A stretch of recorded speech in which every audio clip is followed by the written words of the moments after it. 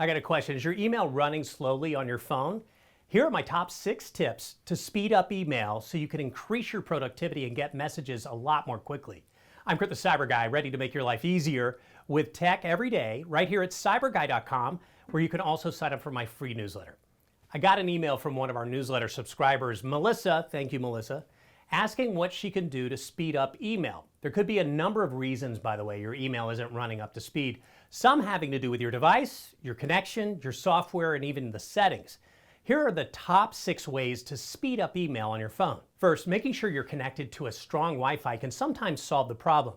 It's possible that slow download speeds may be due to a weak or unstable internet connection. If you're using mobile data, check your signal strength or consider connecting to a more reliable Wi-Fi network. Next, adjust your email sync settings to fetch emails less frequently or only when manually refreshed.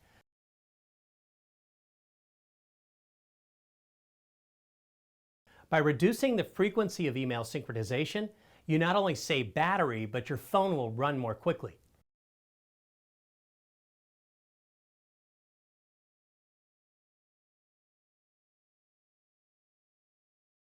Another tip is to not send large attachments. It'll take longer for you to load emails with lots of content, so encourage your friends and family to limit sending large email attachments, especially if you have a slow internet connection where you're located or limited bandwidth. Not enough storage space is a big reason emails don't fully load. If your storage on your phone is nearly full, it can impact the performance of various apps, including your email app.